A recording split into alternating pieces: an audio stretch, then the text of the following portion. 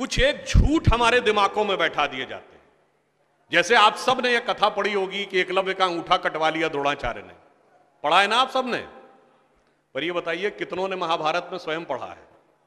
मेरे विचार से हम में से किसी ने भी कभी महाभारत में वह प्रसंग पढ़ा ही नहीं होगा एकलव्य वाला। और अगर हम यह भी विनम्रता से पूछें कि महाभारत के कौन से चैप्टर में है, तो भी शायद हम में से किसी को ध्यान नहीं होगा कि महाभारत के वन पर्व में एकलव्य का उल्लेख है। मगर देखिए मार्क्स और मैकाले का प्रभाव कि हमारे दिमागों में ऐसा भरा हुआ है कि हम ग्लानि से आबद्ध हैं बगैर पढ़े हुए।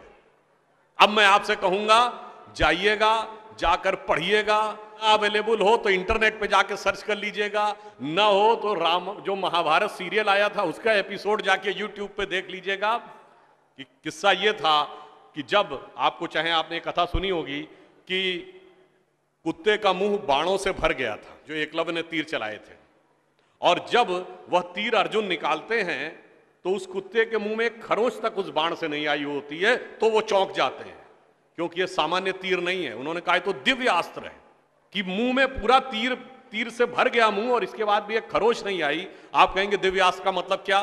दिव्यास्त्र का मतलब ये है, जैसे रशिया यूक्रेन की लड़ाई चल रही है ना, इससे पहले मिडिल ईस्ट की लड़ाई देती थी, तो जो मिसाइल जाती है वो लेजर गाइडेड जाती है, जिस बिल्डिंग पे गिरना उसी बिल्डिंग पे गिरती है, अगल बगल पे नहीं गिरती, क्योंकि the direction is precise to the metres. पर अगर मुंह के अंदर जाए और खाल पर खरोच ना आए, इसका मतलब it is so much strongly guided that it is precision to the micrometres. तो जब ये वो देखते हैं ये दिव्यास्त्र चलाना, तो उन्होंने कहा दिव्यास्त्र राजा चला सकता है, ये कैसे सीखा इसने?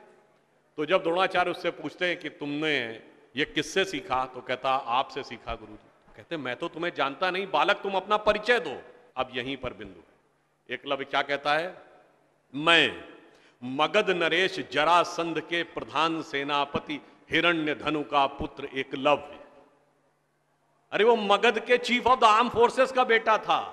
यदि आप ये कह रहे हैं कि वनवासी था, तो ये भी पूरा वाक्य तो पूरा करो कि वो सेना अध्यक्ष था। मगर देखिए कितनी चालाकी से छुपा लिया आधे तथ्य को, और उसके बाद हमारे दिमागों में भर दिया कि ये बहुत गलत किया गया। बताइए, हमारे हिंदू धर्म के दो महाकाव्य रामायण और महाभारत, दोनों का रचयिता कौन? रामायण का रचयिता महर्षि वाल्मीकि, जो संस्कृत के आदि कवि माने जाते हैं। आज जो वाल्मीकि समुदाय है वो किस में आता है? शेड्यूल कास्ट में।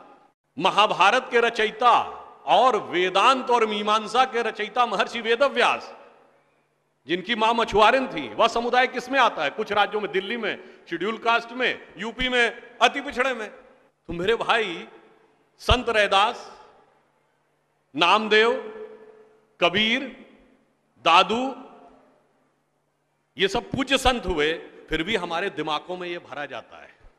और कौन भरता है? वो लोग भरते हैं जो अपने यहां समाज के गरीब वर्गों की खरीद फरोख्त करते थे। और आपको ये भी बात बता दूं, जब हम कभी अपने यहां कहते हैं फॉरेन ट्रेवलर्स ने दिखाओ क्या लिखा है, तो मैं ये बात आपसे कहता हूं, इसको भी जाके चेक कर लीजिएगा। किसी फॉरेन ट्रेवलर का सबसे ऑथेंटिक जो रेफरेंस माना जाता है, वो चंद्रगुप्त मौर्य के समय में मेगस्थनीज आया था ग्रीस से, जिसने अपनी किताब लिखी है इंडिका, आज से 2300 साल पहले।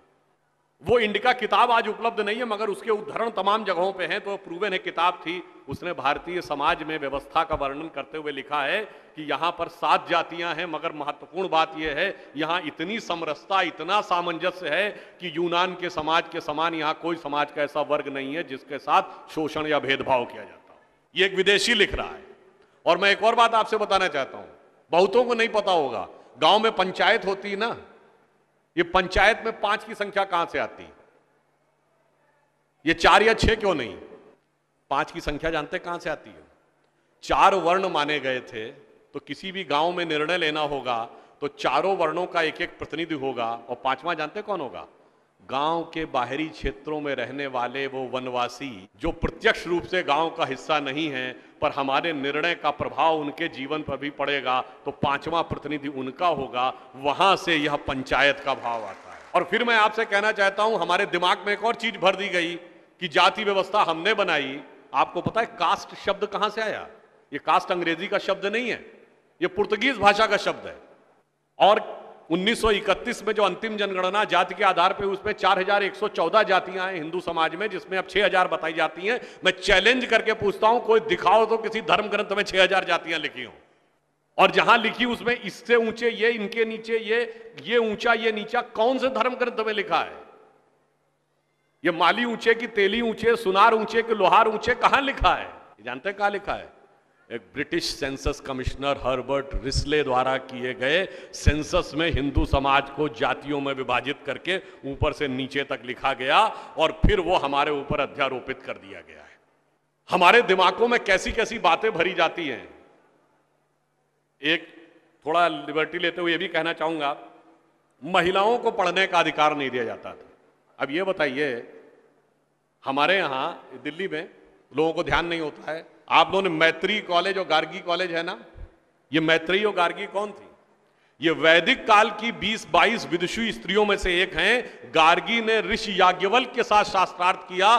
फिर मैं चैलेंज करके कहता हूं, दुनिया में कोई दूसरा धर्म संस्कृति बताइए जहां धर्म पे टिप्पणी करने का अधिकार किसी महिला को हो और किसी धर्म के ज्ञाता के साथ शास्त्रार्थ करने का अधिकार। फिर हमको समझाया जाता है कि हमारे यहां बराबरी नहीं थी। अरे आप सबको याद हो, सबसे प्रख्यात शास्त्रार्थ कौन सा है? आचार्य मंडन मिश्र और आदि शंकराचार्य के बीच में। दोनों के बीच में जो शास्त्रार्थ हुआ, उसका जज कौन था? आचार्य मंडन मिश्र की पत्नी उभय भारती। फिर मैं चैलेंज करके पूछता हूं, पहले दुनिया कोई धर्म बताइए जहां टिप्पणी करने का अधिकार स्त्रियों को हो और जज बनने का अधिकार हो डिस्कशन में। उसके बाद हमसे कहते हैं कि साहब बराबरी नहीं थी। इसलिए मैं कहना चाहता हूं कि हमारे यहां तो समाज में जिस प्रकार से एकाकार करके सबको साथ में लिया जाता था, बराबरी का तो आलम यह था, बराबरी नहीं थी, यह सच है। हमारे यहां बराबरी नहीं थी, हमारे यहां मातृशक्ति को पहले रखा जाता था। इसीलिए हम क्या बोलते हैं? सीताराम, सीता पहले राम बाद में। लक्ष्मी नारायण, लक्ष्मी पहले नारायण बाद में। गौरी शंकर, गौरी पहले शंकर बाद में। राधे कृष्ण, राधा पहले कृष्ण बाद में। माता पिता, माता पहले पिता बाद में। और इसीलिए हमारे जितने भी प्रतीक हैं, भारत भी माता है, धरती भी माता है, प्रकृति भी माता है, गीता भी माता है, गंगा भी माता है, गाय भी माता है, गायत्री भी माता है। और ये केवल कोई आध्यात्मिक धार्मिक बात नहीं है। वर्ल्ड की डॉक्यूमेंटेड हिस्ट्री में अगर पहली बार कोई वुमेन रूलर रही है तो गुप्त वंश के समय में 4वीं शताब्दी में प्रभावती गुप्त ने शासन किया है। उसके बाद अहिल्याबाई होलकर, रानी दुर्गावती, रानी झांसी, वो सब तो आपने बहुत सुना होगा। अब वो लोग आके हमको समझाते हैं कि बराबरी नहीं